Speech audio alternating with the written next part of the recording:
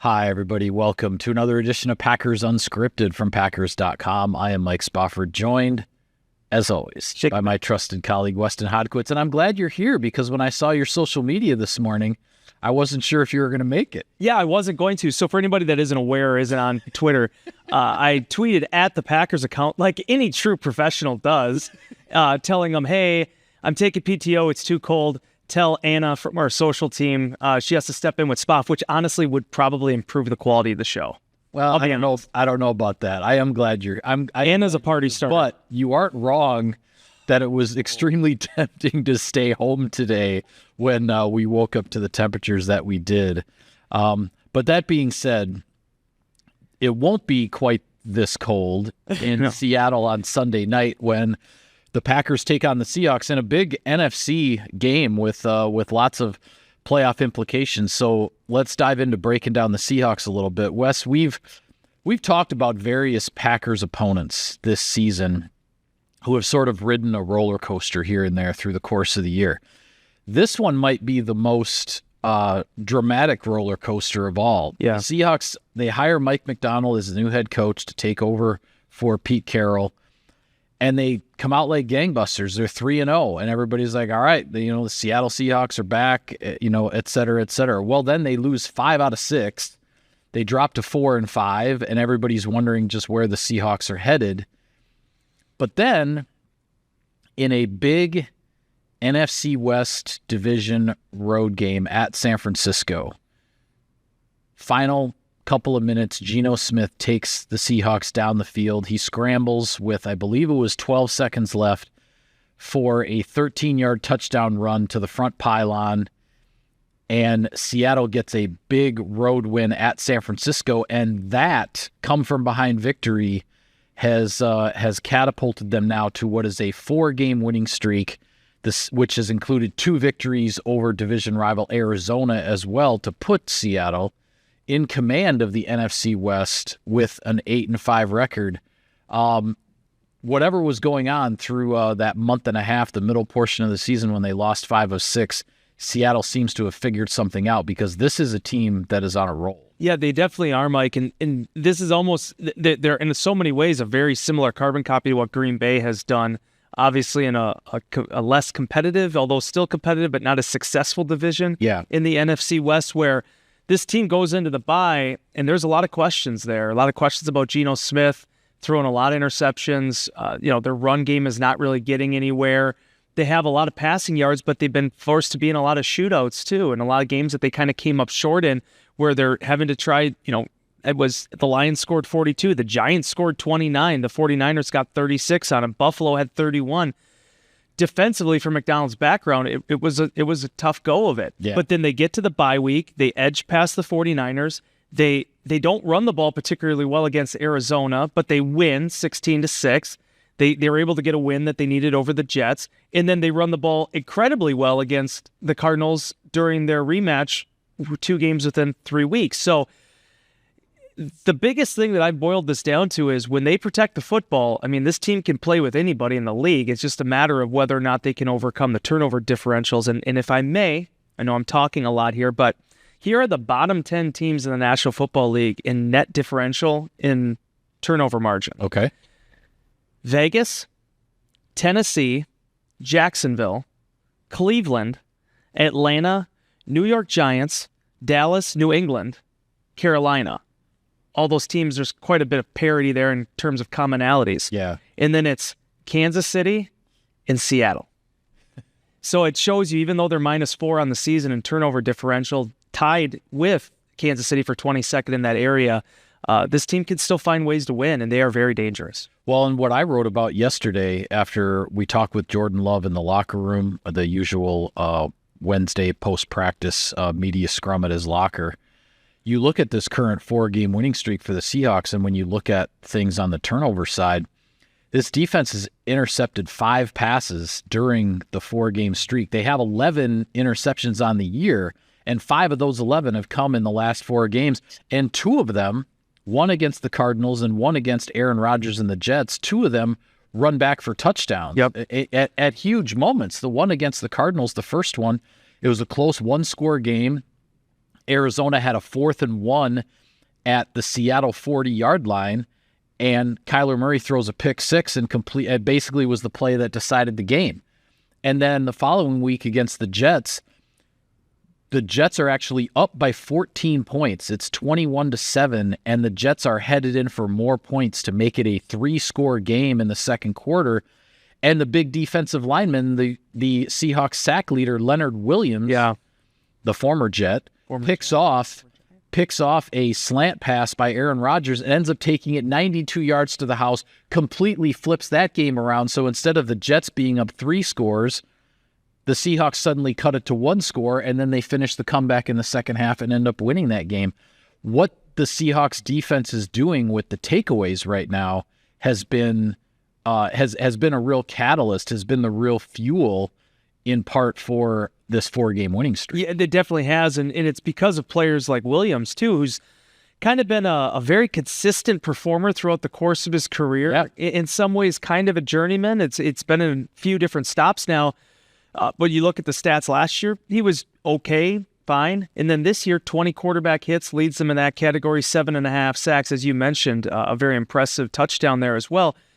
These guys, they can get after it a little bit. Julian Love on the back end is a safety I've always had a lot of admiration for. I think is sort of carried on that tradition of what's been with the Seattle secondary and that defense. Kobe Bryant has the other touchdown off the interception as well. So, again, when you look at how they're fundamentally built and structured, it's a good scheme, it's a smart scheme, and they have guys that can implement it. And certainly, even though we look at they're relatively pedestrian in the statistics because of some of the things that happened during the first half of the season, it's a team that definitely has been on the come up here since the bye week. Yeah, and when looking at things on the offensive side, you mentioned they got their running game going last week in the rematch against Arizona. Zach Charbonnet ends up rushing for 150 yards. Yeah, right around there. Big play being a 51-yard touchdown run where he broke free. He's also been used out of the backfield as a receiver.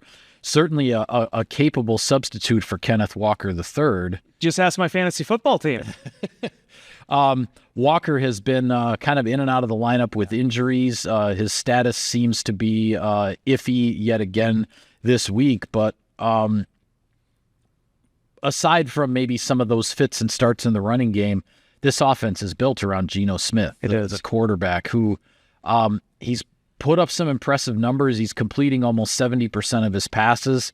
But at the same time, you look at the fact that he's been sacked 40 times and he's thrown 12 interceptions. So it's sort of live by Geno, die by Geno, right? I mean, there's a lot that they rely on with regard to their quarterback, and if you can get him uncomfortable, if you can disrupt him a little bit, you might be able to get the kind of mistake out of him that can turn the tide in a football game. I don't do one last look. I don't do some of the overarching theme stories that you did, but when I was going through the statistics in preparation for this award-winning show, one thing that really jumped off the page to me, so the Packers have been, one way or another, they have been one of the best teams at protecting their quarterback this year. The quarterbacks have done the best job of being able to evade sacks. Packers have had 16 sacks this season, allowed, for 93 yards. The 40 sacks jump off the page to you. Did you see how many yards Geno Smith has lost on those 40 sacks? No, actually, I didn't. I want to make sure I get this right, so I don't want to, because it's over 200. It's 272 yards. Oh, my God. I've been lost on those 40 sacks. So when you're talking about negative yardage plays, that's a lot of negative yardage that's coming. That's an average of almost 7 yards per sack. Yeah, wow. So he's getting deep in his hitch. Yeah, because Geno's not the most. I mean, he can run a little bit, but it's like, that isn't his game. There is a difference between those sacks that are just 1 or 2 yards behind the line of scrimmage when the quarterback can kind of scramble and try to get out of it, and when you get sacked 8-9 yards behind the line of scrimmage. Big difference there. So why do I bring all this up, Mike? Ask me why I brought that all up. Why did you bring this up, Wes? Because last week he was not sacked. Last week, they ran the ball as well as they have all season. This is the 27th ranked rushing offense in the NFL. Kenneth Walker was a big-time investment for them. That was the guy they sort of were building things around, but it just seems like every time Zach Charbonnet gets the opportunity, he takes advantage of it. And they ran the ball as well as they did all season. 176 rushing yards, 5.7 yards per carry, 2 touchdowns on 31 attempts. I believe that was the first time they've had more rushing attempts in a game this year than Geno Smith has attempted passes. He was 24, though, of 30 in that game with a touchdown and 110 passer rating, no interceptions, no sacks. Balance is the point I'm trying to make here. Yeah. It's something the Packers have been trying to get to as well with Jordan Love and being able to utilize the run game to sort of set things up with your passing offense. Geno Smith, as we've said time and time again, I don't know if there's been a better story in the last decade in the National Football League than Geno Smith. This is a guy that was left for dead. Things didn't work out with the Jets. He basically moves across MetLife Stadium. He's a backup there with the Giants for a few seasons, I believe. He ends up finally ending up in Seattle during COVID. He backs up Russell Wilson. And then I don't know if you remember that, but when they made that trade with Wilson in Denver, everybody's like, okay, well, Drew Lock is going to be the guy in Seattle. Right. That was the assumption. Geno Smith beats him out during training camp. Yeah. And everybody's sort of laughing at the Seahawks, like, what are you doing? This journeyman quarterback's going to be the guy? And credit to, first off, John Schneider, but then also Pete Carroll for making that move. Yep. They stuck with this guy. And yeah, there's been some inconsistencies. There's been some interceptions, but Geno Smith has proved he still is the player that everybody thought he was coming out in 2013. And sometimes development takes a little bit longer. And in his case, obviously it's been paying off really well, especially if you ask their trio of receivers. Yeah, well, and I wouldn't claim to have watched a ton of Seattle Seahawks football this season or even last season for that matter, but during this renaissance of Geno Smith's career, when I have watched the Seahawks, what I have seen from Geno Smith, for better or for worse, is a fearless quarterback. 100%. He will push the ball down the field at any time, in any situation. He has Jackson Smith-Jigba. He has DK Metcalf. These are guys that can and will threaten defenses down the field, and Geno Smith isn't afraid to test his arm and to test a defense with trying to push the ball for those explosive plays. And yeah, he does throw his share of interceptions, and that's partly where the sacks come from too, because the deep developing, downfield routes, you got to have time. You have to take a full 7-step drop, and if those routes can't develop, if you can't get protected, then that's where the sacks happen. But this dude's a fearless quarterback. And maybe it's just because of everything he went through earlier in his career that he just decided, well, if I get another chance, I'm just going to let it rip. Yeah. And it's provided a fair amount of success for the Seattle Seahawks, for a team that, wasn't really sure where it was going in terms of who's the next franchise quarterback going to be after Russell Wilson. Geno Smith has stepped in and won his share of football game. The whole idea, I think, was basically we got to get rid of this contract. We got to go in a different direction. It wasn't they were struggling. They were missing playoffs with Russell. Yep. And then they make this change, and I thought in a lot of ways it breathed new life into this organization, being able to sort. And it's a guy that players have seemingly really rallied around during his time here. You mentioned JSN, obviously DK Metcalf. I think Tyler Lockett has done some good things this year. He's been kind of up and down throughout the course of his career. They have the weapons that you need to be able to move the football. So the challenge for Green Bay is, one, seeing exactly who's going to be out there on Sunday. We saw on Wednesday's practice, Jair Alexander was a full participant. We'll see if he can continue to hit those markers to potentially be out there. That would be huge for them, especially with how banged up they are right now on the back end, which is also affects their depth in the slot for the nickel. So, a guy like Jair would be a great time to have him back. I thought Keyshawn Nixon, for everything the Packers have asked him to do as of late, I thought he had one of his better performances in Detroit as well. But just figuring out how to contain that plethora of weapons is going to be just absolutely critical for Green Bay's defense and going into a place that historically has been very difficult to play in. They're 3-4 there this year. Yeah, they've lost 4 home games this year. So yeah, they've only lost once on the road, but they've lost 4 times at home, which is not a typical Seattle record. No, I mean, that has historically been one of the tougher places to play. But the thing that Green Bay's biggest challenge is, it's going to be trying to get Seattle to fall back into some of those bad habits earlier in the season and find ways to take advantage of it. Well, before we get to our keys to victory, we should update where things are with the Packers on the health front, because on balance, it's been some pretty good news this week. Both Romeo Doubs and Evan Williams the receiver and the rookie safety. They are back in practice, though as of right now, as of the taping of this show, they are still in the concussion protocol. They have not been fully cleared yet from the concussion protocol, but they are practicing, and Romeo Doubs was a full participant in Wednesday's practice. So that's definitely worth noting. As you said, Jair Alexander is actually not even on the injury report because he was a full participant.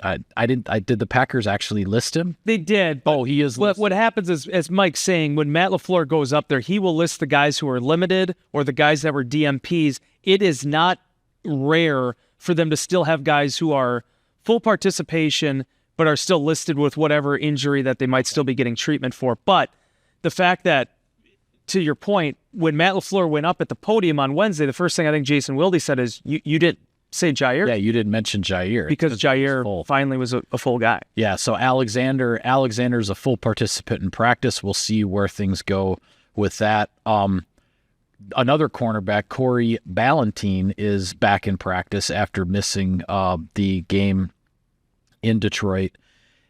And then tight end Luke Musgrave being designated to return from injured reserve. He has had a long layoff, a very, very complicated, or I guess I should say significant ankle injury from early in the season that required surgery.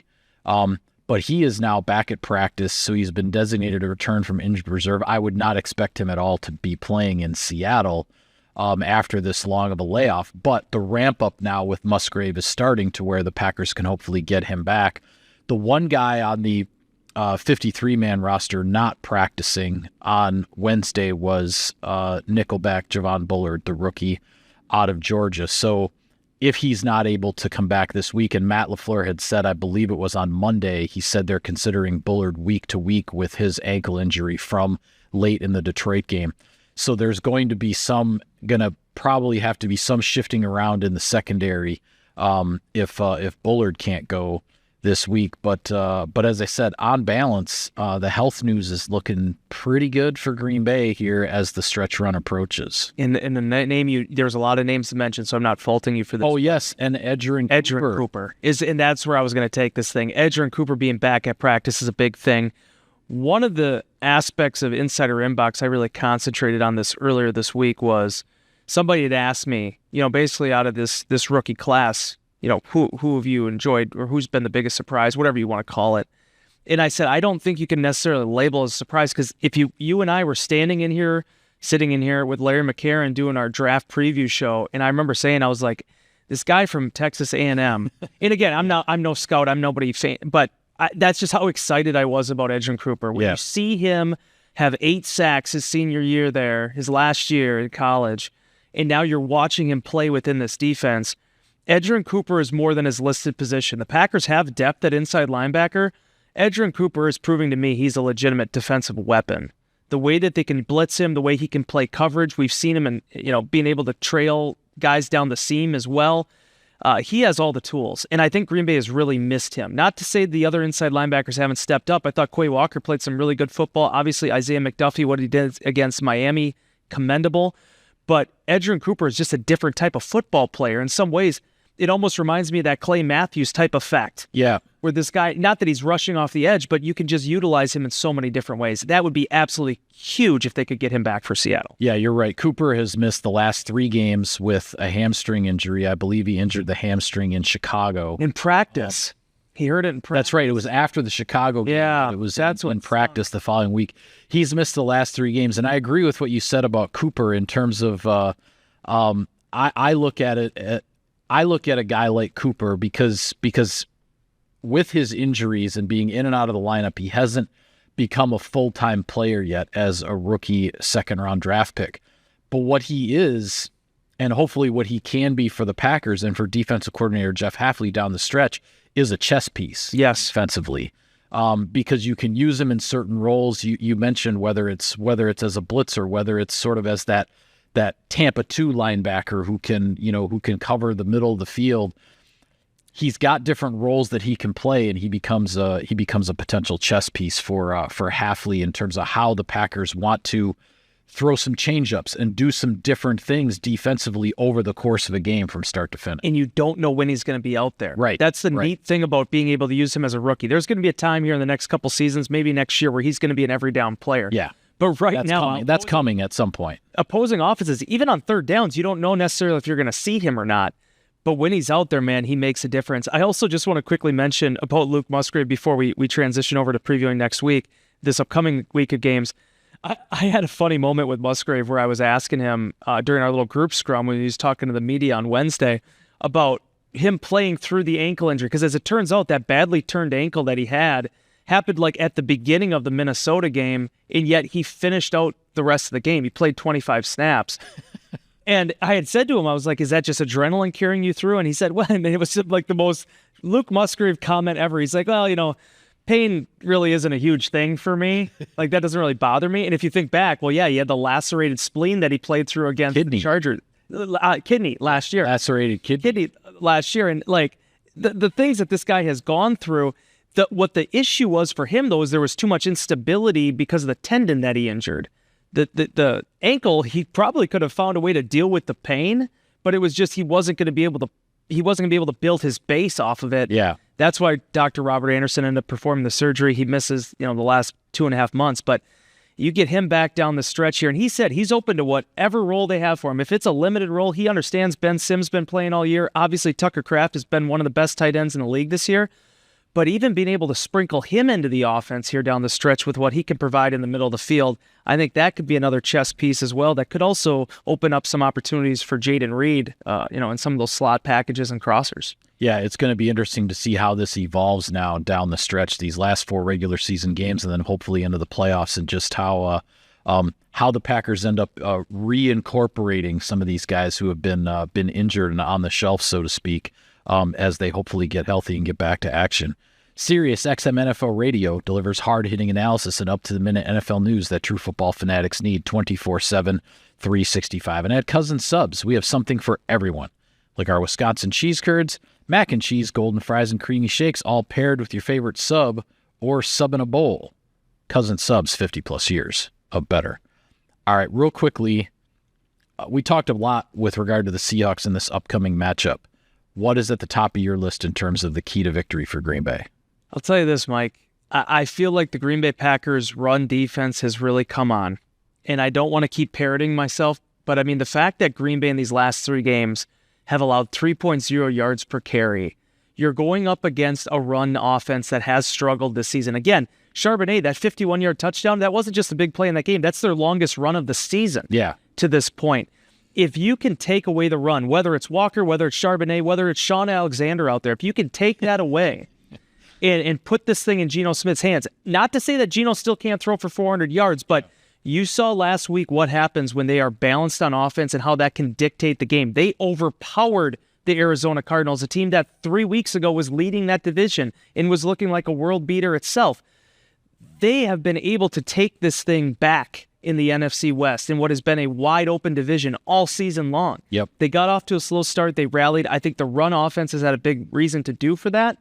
If you can take that away, be able to get off Geno Smith, get some sacks, get some turnovers, I think that's your path to victory. Yeah, and I think this one, because I think the Packers are going to do just fine against the run with Seattle based on what they've done the last 3 weeks against Christian McCaffrey, against Devon Achane and Raheem Mostert, and against David Montgomery and Jahmyr Gibbs. I think against some pretty darn good, dangerous running backs in this league, the Packers have done pretty well against the run.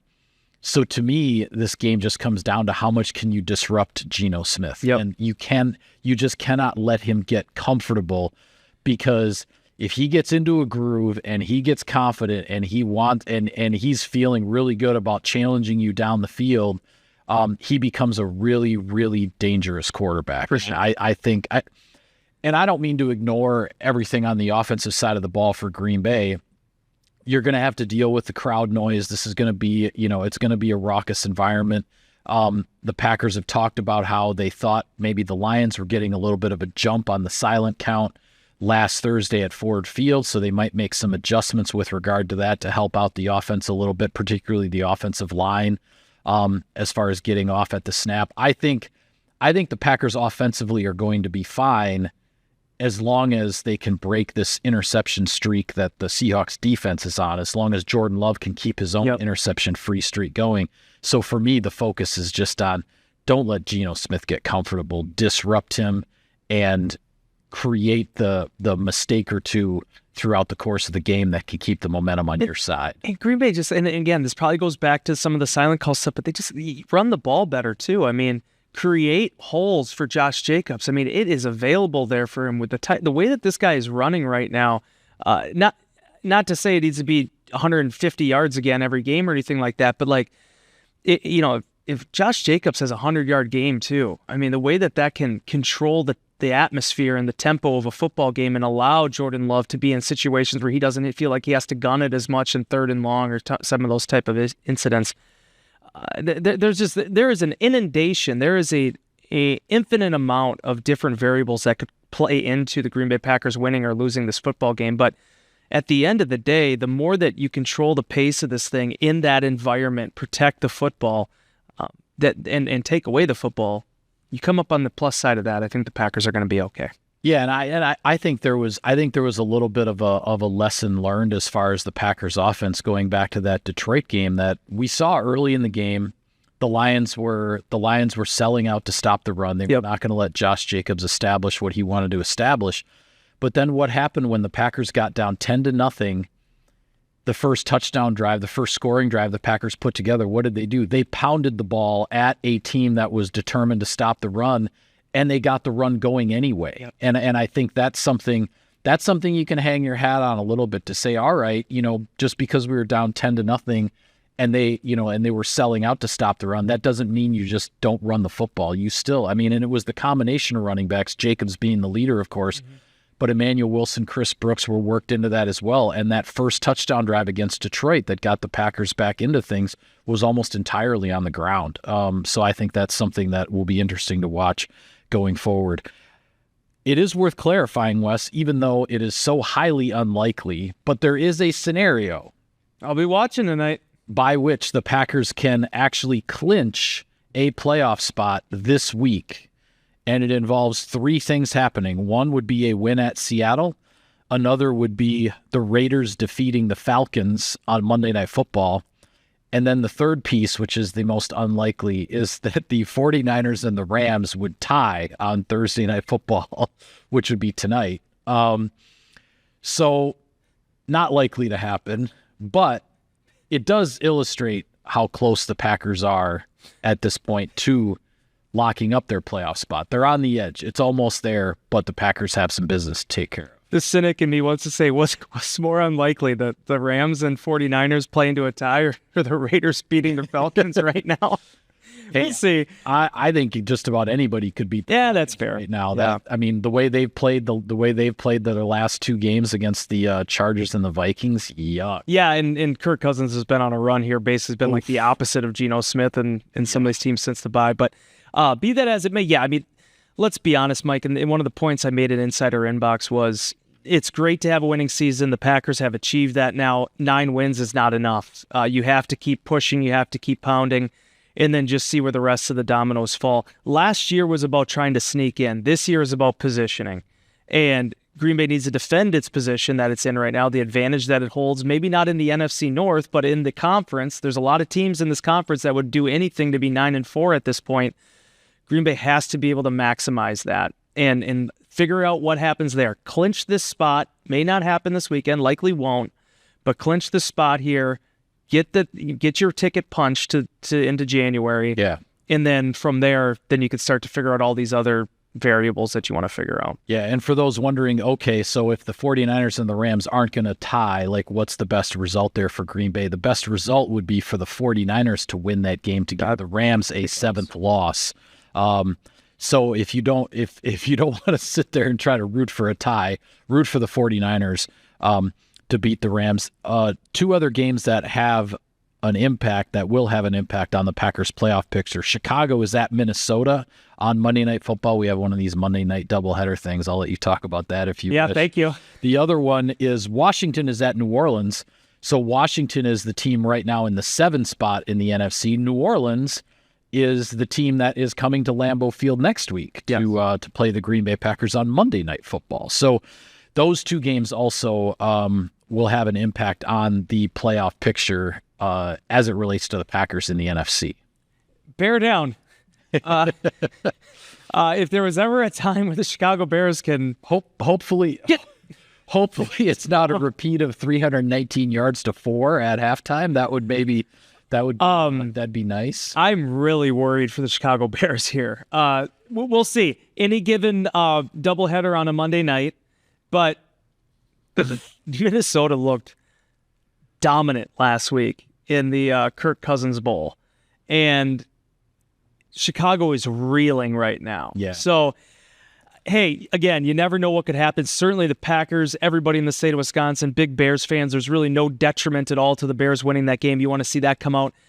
The Raiders game, as much as I was trying to make a funny there earlier, this is very interesting because Atlanta was the team this year that sort of was like, okay, we want to try to win this year. And I've said this time and time again, Mike, if you're building your roster at the end of July and into August, like with veteran players that were still on the market, I don't think that's historically been a great key to success. That's sort of the dream team model. And very rarely does it work out. And I think Atlanta has been slowly figuring that out. I mean, these Michael Penix images of him on the sideline watching this team play, watching this offense play, I mean, it's difficult. I mean, he has the helmet on. He's sitting there. It's like, the car's waiting. Just when do you want to finally see what it has to offer you? It may not be this season, but if the Raiders do find a way to win that game, not only does Atlanta's wildcard hopes take a significant setback there, it's going to get harder and harder to keep pace with Tampa Bay in that division. Yeah, absolutely.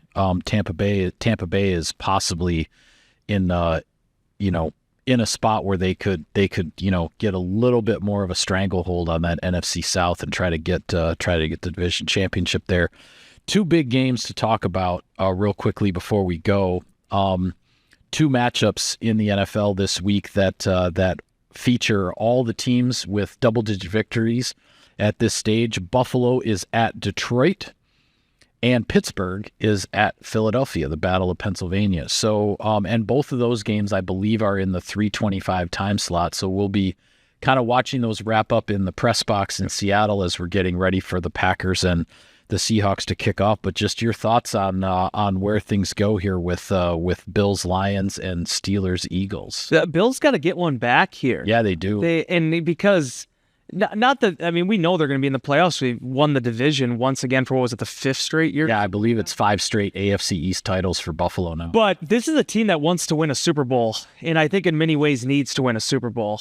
They've been sort of circling the wagons here for a number of years, but just haven't been able to finish the job. Well, now you're going to take on one of the true juggernauts of the NFL. So, and you have to go into their place to do it. So that is going to be an ultimate litmus test for Josh Allen, a big test for that defense, seeing if they can meet that challenge that Detroit's especially the way Buffalo's defense struggled against the Rams. Yes. Matthew Stafford and Puka Nacua, those guys last week. Maybe that's the wake-up call, so to speak, that the Buffalo defense needed. I'll be very interested to see how that defense responds against the Lions after what happened to them last week. Yeah, so, I mean, again, the Bills can come up there, get one back. That would be beneficial to Green Bay.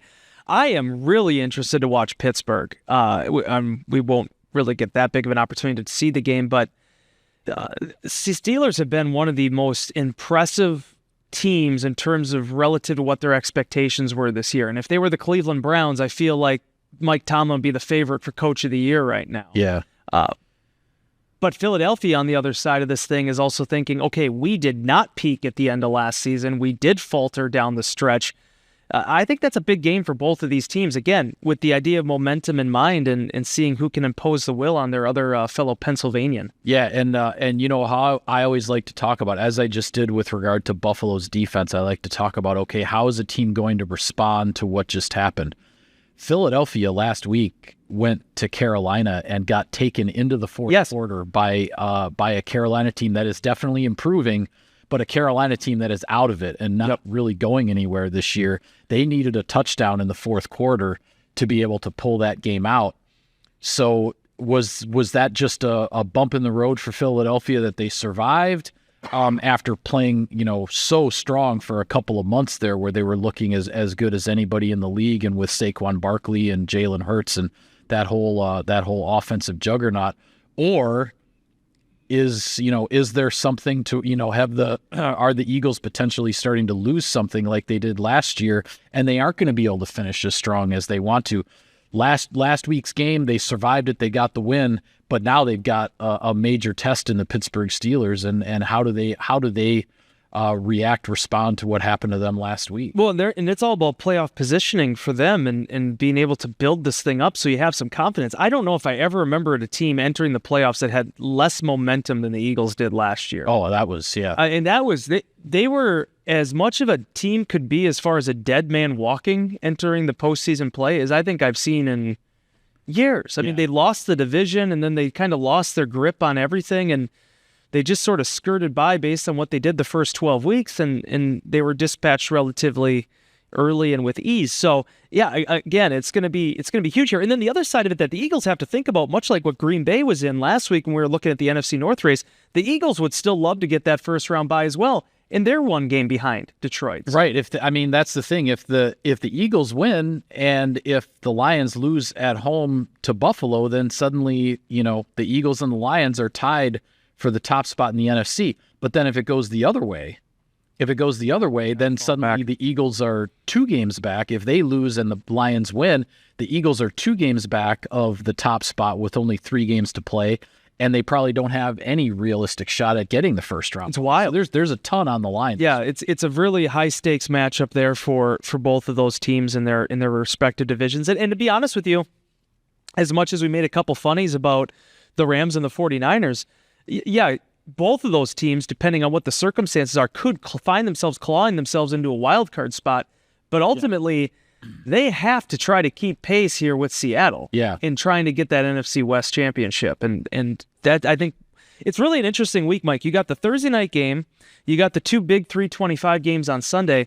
Obviously, the Sunday night football game has a lot of consequences with it. But other than that, there isn't a whole lot going on this week in the NFL. Unless you're really into the whole Kansas City Jameis Winston thing, but I mean, there isn't much to really point to. Yeah, the big games at starting at 3:25 Central Time on Sunday, those couple of big games, and culminating with Packers and Seahawks on Sunday Night Football. That should be a pretty good stretch of NFL action. But yeah, outside of that. Oh, and then if the Chargers could take care of business against Tampa too. I mean, again, teams trying to get their 7th loss, that would help in the NFC. Yeah, absolutely. Well, folks, the countdown to the 2025 NFL Draft in Green Bay has begun, so mark your calendars for April 24 through April 26 of 2025 and visit greenbay.com/draft25 for more information. And with that, we'll call it a wrap on this edition of Packers Unscripted. Be sure to follow all of our coverage of the team and everything from Sunday night's big game in Seattle. Wes and I will be there, and we'll have it all for you on Packers.com. For Wes, I'm Mike. Thank you for tuning in, everybody. We will see you next time.